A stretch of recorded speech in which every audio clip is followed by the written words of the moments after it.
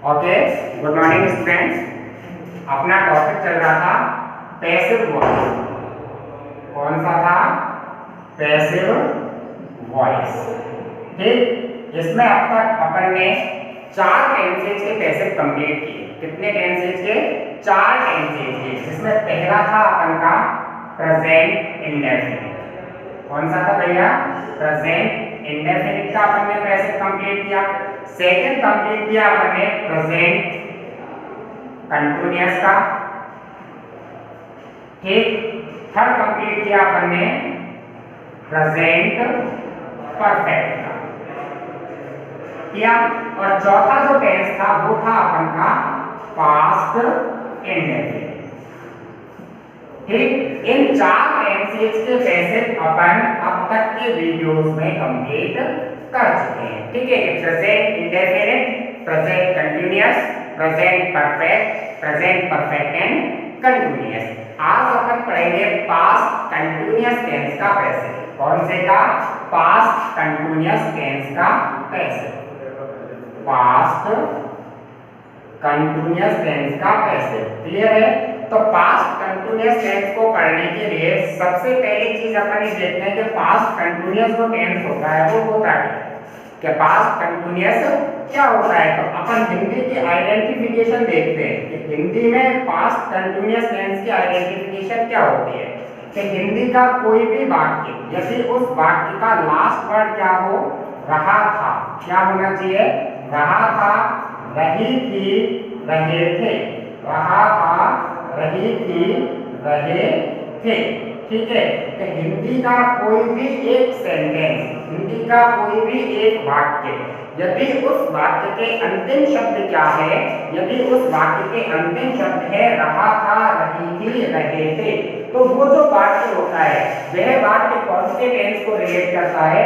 वह वाक्य past continuous tense को रिलेट कर जाता है। कि हिंदी के वे वाक्य जिनके अंत में रहा था, रही थी, रहे थे, इस प्रकार से कोई एक शब्द आया हो तो वह वाक्य पास्ट कंटिन्यूअस टेंस को रिलेट करता है। और पास्ट कंटिन्यूअस की दूसरी बात क्या होती है? इस टेंस की दूसरी बात ये होती है कि कोई भी कार्य, कोई भी एक एक्शन है, वह एक्शन भूतकाल में, कौन से काल में? भूतकाल में, अर्थात गुजरे हुए समय में, पास्ट टाइम में एक निश्चित समय जारी रहता है। क्या होता है?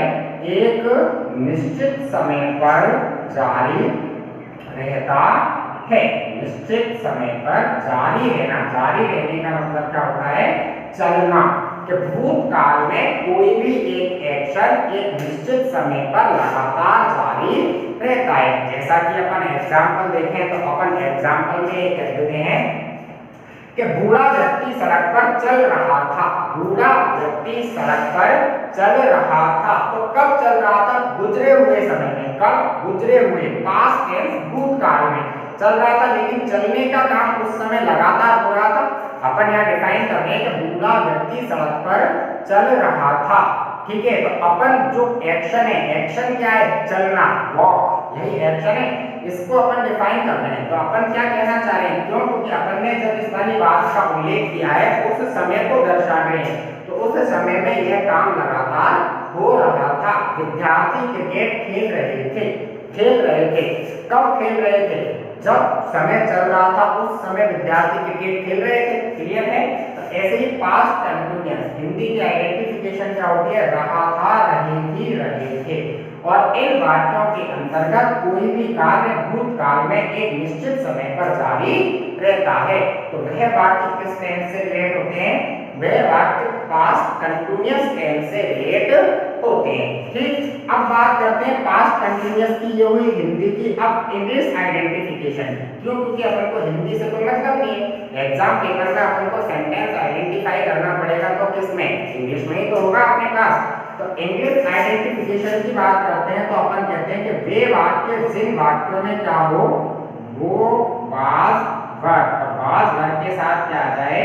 वर्ब फर्स्ट में आईएनजी आए। क्या हो? ऐसे वाक्य जिन वाक्यों में वाज वर्ब के साथ वर्ब फर्स्ट में आईएनजी लगा हुआ हो वे वाक्य किस टेंस को रिलेट करेंगे? वे सभी वाक्य पास्ट परफेक्ट टेंस को पास्ट कंटीन्यूअस टेंस को रिलेट करेंगे। अंग्रेजी के ऐसे वाक्य जिनका structure was verb plus verb first ing की सहायता से बनाया गया हो। तो ना फिर कि अंग्रेजी के ऐसे वाक्य जिन वाक्यों का structure was verb plus verb first की सहायता से बनाया गया हो वे वाक्य पास्ट कंटीन्यूअस टेंस को रिलेट करते हैं। ठीक है, अब कैसे पास्ट कंटीन्यूअस टेंस को रिलेट कैसे करते हैं? देखिए अपन लिखें मोहन एक कहानी लिख रहा था। मोहन एक कहानी लिख रहा था। ये अपन ने वाक्य लिख दिया। सबसे पहले तो अपन आइडेंटिफाई करते तो पास्ट कंटीन्यूअस हिंदी की आइडेंटिफिकेशन क्या थी? पास्ट कंटीन्यूअस हिंदी की आइडेंटिफिकेशन थी रहा था, रही थी, रहे थे में से कोई एक वर्ड आता है लास्ट में। तो ये क्या आ गया भैया? ये आ गया रहा था। इस हिंदी की आइडेंटिफिकेशन से अपन ने ये निश्चित कर दिया वाक्य कौन से टेंस का हो गया? पास्ट टेंस का हो गया। अब भूतकाल में कार्य किसी एक निश्चित समय पर चल रहा था अर्थात जारी था। मोहन कहानी लिख रहा था। कोई एक समय था जो बीत चुका है, उस समय में मोहन के द्वारा लिखने का काम लगातार जारी था।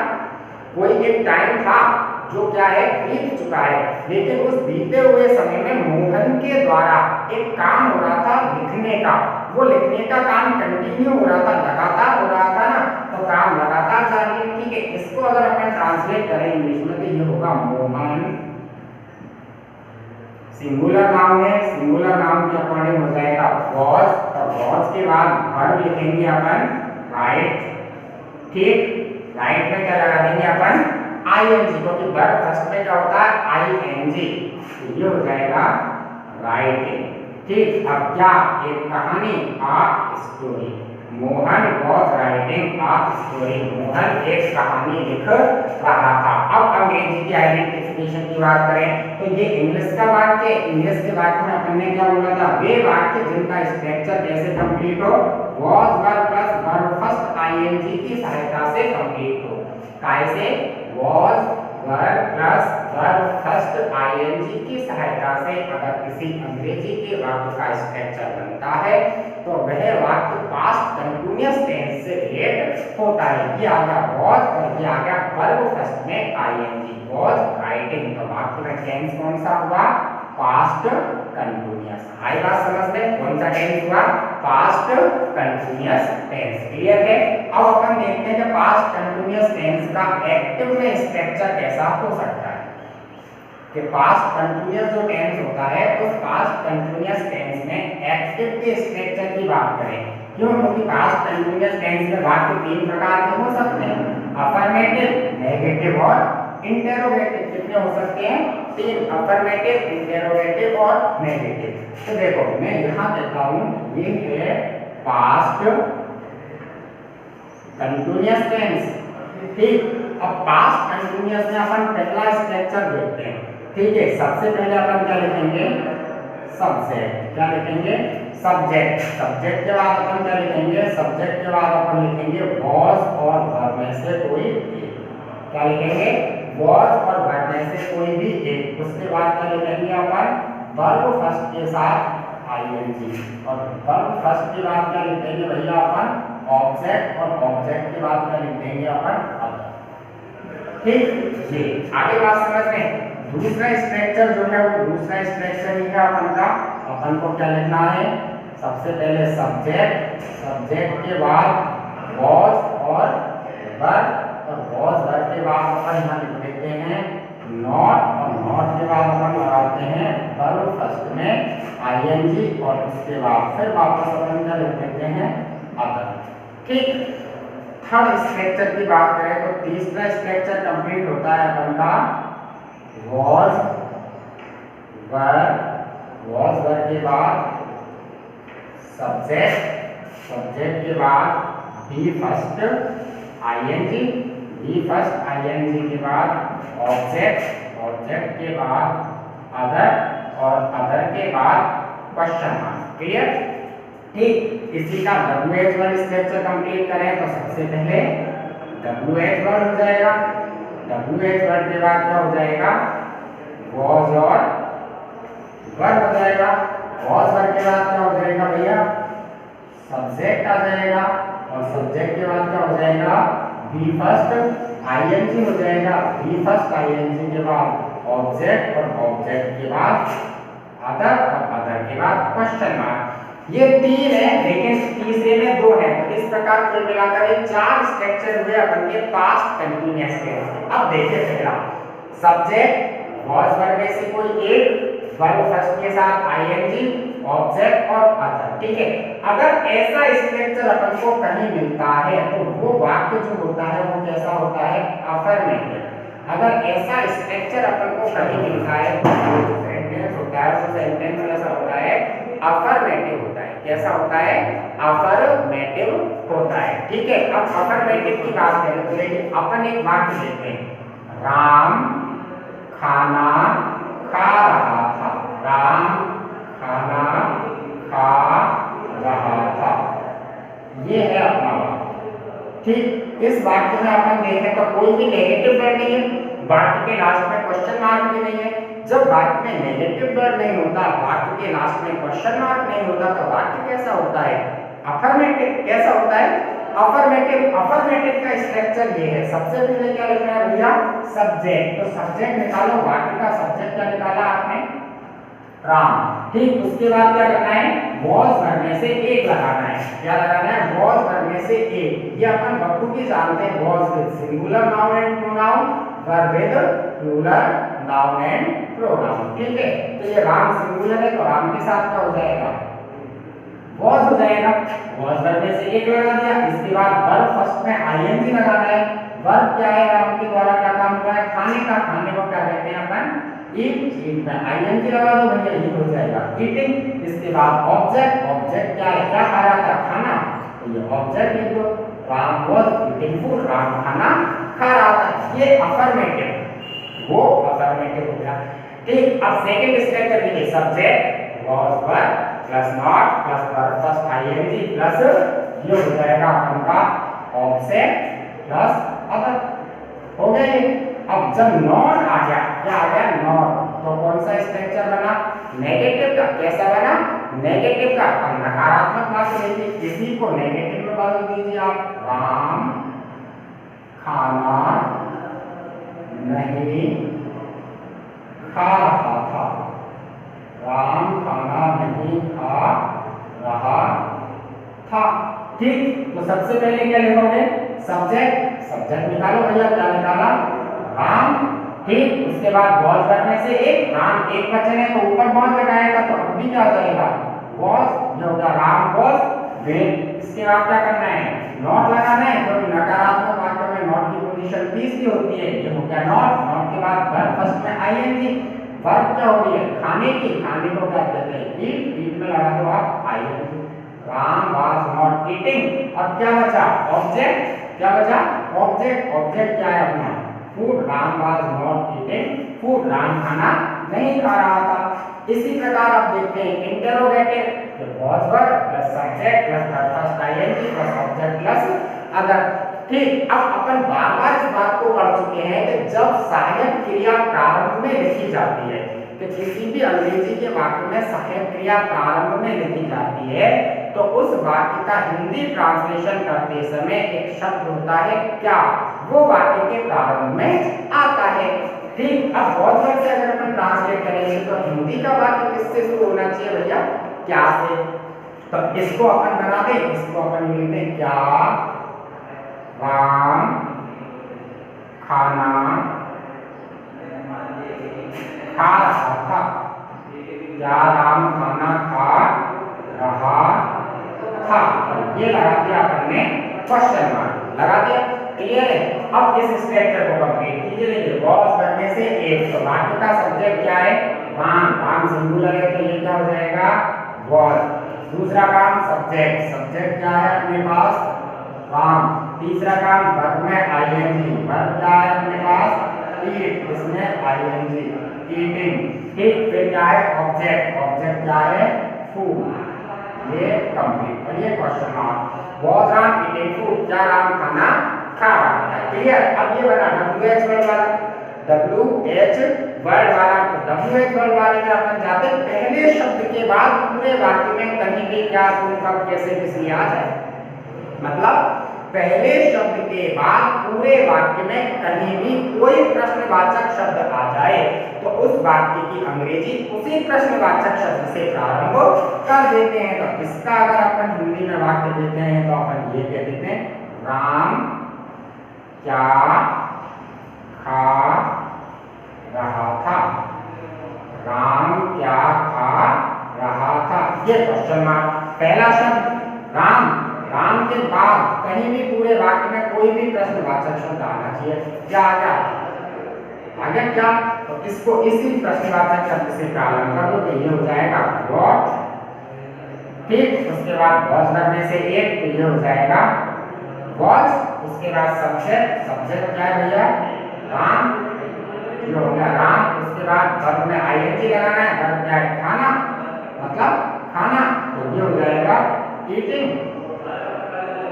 What was Ram eating? और ये क्वेश्चन मार्क, राम क्या खा रहा था। क्लियर है? ये हुआ आपका पास्ट कंटिन्यूअस टेंस। क्या हुआ? Past continuous tense. ये आपने समझ लिया कि पास्ट कंटिन्यूअस का अफर्मेटिव में एक्टिव ऐसा होगा, पास्ट कंटिन्यूअस का नेगेटिव में एक्टिव ऐसा होगा, पास्ट कंटिन्यूअस का इंटरोगेटिव में एक्टिव ऐसा होगा, ठीक। अब अपन देखते हैं पास्ट कंटिन्यूअस का पैसिव। पास्ट कंटिन्यूअस टेंस को पैसिव में किस प्रकार से बदलते हैं, यही चीज अपने लिए मेन है। क्यों? क्योंकि अपना टॉपिक भी क्या है? पास्ट कंटिन्यूअस टेंस का पैसिव बनाना है। इसके लिए मैं इस चीज को कंप्लीटली रफ कर देता हूं और अब अपन स्टार्ट करते हैं कि पास्ट कंटिन्यूअस टेंस का पैसिव क्या होगा। ठीक है भैया, दिमाग लगाते हुए चलना, बहुत इजी है, आसानी से हो रहा है, आप सब कर भी रहे हो, हल्का हल्का सा पकड़ते चलिए बात को। ठीक है, देखो ये मैंने लिख दिया पास्ट कंटिन्यूअस टेंस, ठीक। अब मैं यहाँ सबसे पहली बात करता हूँ कि पास्ट कंटिन्यूअस क्या होता है। यहाँ से अपना टॉपिक पूरी तरह स्टार्ट है तो समझना, मैं कहता हूँ अब अपन को बात करनी है पास्ट कंटिन्यूअस क्या होता है। तो अब अपना आंसर होना चाहिए कि सर पास्ट कंटिन्यूअस क्या होता है। पास्ट कंटिन्यूअस का मतलब होता है was, were plus verb first में ing। पास्ट कंटिन्यूअस का मतलब क्या होता है? was, were plus verb first में ing। ये पास्ट कंटिन्यूअस होता है, हिंदी से कोई मतलब नहीं है। अपन को केवल किससे मतलब है कि किसी ने भी पूछा पास्ट कंटिन्यूअस क्या है, तो पास्ट कंटिन्यूअस सुनते ही एक चीज दिमाग में उतर जानी चाहिए कि पास्ट कंटिन्यूअस क्या होगा। पास्ट कंटिन्यूअस होगा was, were plus verb first में ing। पास्ट कंटिन्यूअस का पैसिव पढ़ना है तो पास्ट कंटिन्यूअस का पैसिव क्या होता है? पास्ट कंटिन्यूअस का ही पैसिव पढ़ रहे हैं तो पास्ट कंटिन्यूअस का पैसिव क्या होता है भैया? पास्ट कंटिन्यूअस का पैसिव होता है was, were plus being plus were। कहा था ना फटाफटा होना चाहिए। बहुत बार अपन ने पहले ही लिया था किस वर्ब को कौन सी वर्ब में बदलते हैं, अर्थात कौन से टेंस का परिवर्तन कौन से टेंस में किया जाता है। लिखा था ना अपन ने एक्टिव से पैसिव बनाते समय एक्टिव वाक्य की हेल्पिंग वर्ब या मेन वर्ब में निम्न परिवर्तन होते हैं और फिर वो पूरी की पूरी सहायक क्रियाएं अपन ने लिखी थी कि कौन सी को किस में बदलते हैं। तो टिप्स पे याद होना चाहिए कि was, were मतलब was, were plus verb first ing। Passive में डेवलप करेंगे तो पैसिव में क्या हो जाएगा? पैसिव में हो जाएगा was, were प्लस be। क्या हो जाएगा? was, were plus be। ठीक। अब पैसिव बनानी है तो पैसिव बनानी है तो आज फिर दोहरा रहा हूँ, कल से बिल्कुल बंद कर दूंगा इस चीज को, ध्यान रखना। केवल आज फिर दोहरा रहा हूँ कि पैसिव बनाते हैं तो पैसिव का स्ट्रक्चर क्या होता है? पैसिव का जो स्ट्रक्चर होता है वो होता है सबसे पहले सब्जेक्ट। क्या? सबसे पहले सब्जेक्ट। सब्जेक्ट क्या होता है भैया? सब्जेक्ट होता है एबी का ऑब्जेक्ट। क्या होता है? एबी का ऑब्जेक्ट। उसके बाद क्या करना है? उसके बाद अपन को हेल्पिंग वर्ब अर्थात मतलब एक्टिव वॉइस के टेंस का परिवर्तन। उसके बाद क्या होता है, मेन वर्ब की थर्ड फॉर्म। क्या, मेन वर्ब की थर्ड फॉर्म। मेन वर्ब की थर्ड फॉर्म के बाद एक जर्नल प्रपोजिशन बाय, और बाय के बाद ऑब्जेक्ट। जो ऑब्जेक्ट क्या होता है, ऑब्जेक्ट होता है ए बी का सब्जेक्ट। क्या होता है, ए बी का सब्जेक्ट। क्लियर। और उसके बाद क्या करना है, अदर। क्या करना है, अदर। आगे बात समझ में या नहीं आई। एक चीज ये आपने पहला ले लिया, ये अपन बखूबी जानते हैं, काफी बार बता चुका हूं, जैसा एक्टिव वैसा पैसिव। क्या, जैसा एक्टिव वैसा पैसिव। यदि एक्टिव अफर्मेटिव तो पैसिव भी अफर्मेटिव, यदि एक्टिव नेगेटिव पैसिव नेगेटिव, और यदि एक्टिव इंटरोगेटिव पैसिव भी नेगेटिव। क्लियर है। फिर एक बार समझ लेना, पास्ट कंटीन्यूअस मतलब was verb plus verb first ING. Past continuous मतलब was verb plus verb first ING. Past continuous का पैसिव, पास्ट कंटीन्यूअस का पैसिव क्या होगा, पैसिव होगा अपन के लिए वॉज वर्ब प्लस बी। क्या, was verb plus B. Passive का स्ट्रक्चर क्या होता है, सबसे पहले सब्जेक्ट जो एक्टिव का ऑब्जेक्ट होता है, फिर हेल्पिंग वर्ब, फिर मेन वर्ब की थर्ड फॉर्म, फिर बाय, फिर ऑब्जेक्ट जो ऑब्जेक्ट होता है एक्टिव का सब्जेक्ट होता है, और फिर अदर। ठीक, लेट्स स्टार्ट। फर्स्ट सेंटेंस, पहला वाक्य ये है, my sister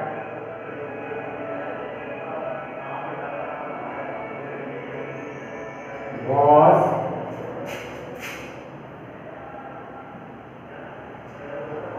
writing a letter.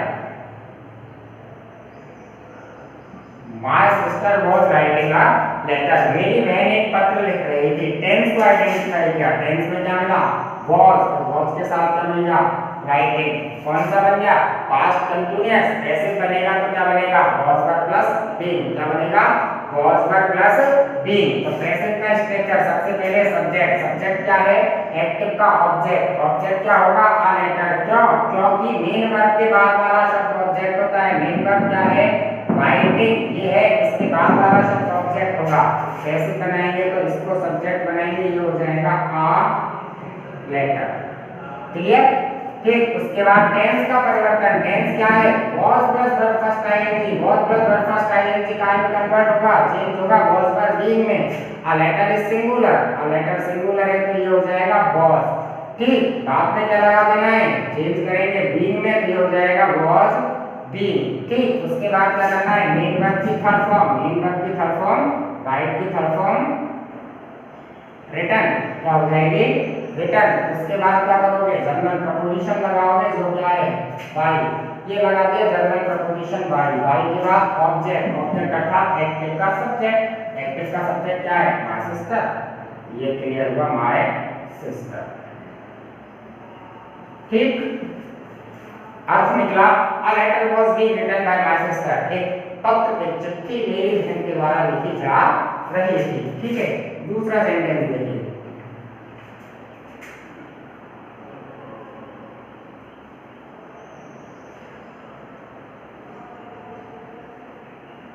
the teacher was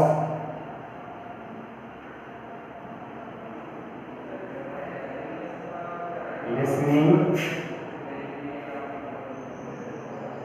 music in his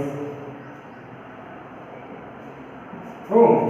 The teacher was listening music in his room. अध्यापक अपने कमरे में म्यूजिक, गाने, संगीत, कुछ भी कह सकते हैं, गाने या संगीत सुन रहा था।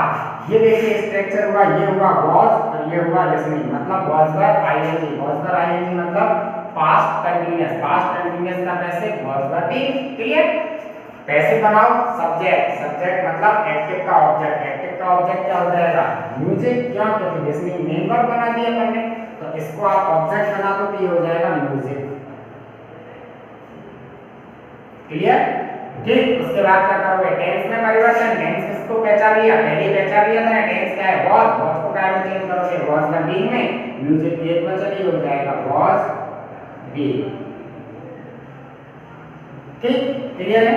Music was being, main verb की थर्ड फॉर्म लगानी है, लिसन की थर्ड फॉर्म, लिसन, ये हो गया। ठीक, उसके बाद जनरल प्रपोजिशन लगाना है, क्या लगाना है, बाय, बाय लगा दिया, उसके बाद क्या करना है, ऑब्जेक्ट, ऑब्जेक्ट क्या होगा, एक्टिव का सब्जेक्ट, एक्टिव का सब्जेक्ट क्या होगा, द टीचर, ये हो जाएगा द टीचर, हो गया। शेष क्या बचा, rest part of the sentence in his room, complete. आप निकालो, music was being listen, sorry ये हो जाएगा listen, music was being listen by the teacher in his room, संगीत अध्यापक के द्वारा उसके कमरे में सुना जा रहा था। ठीक है, क्लियर है? और सेंटेंस देखते हैं, देखिए आगे बात समझ में है।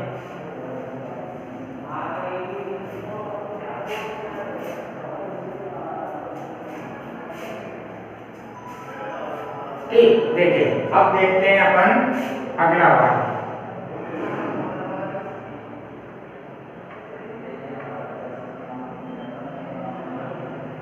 My friends were not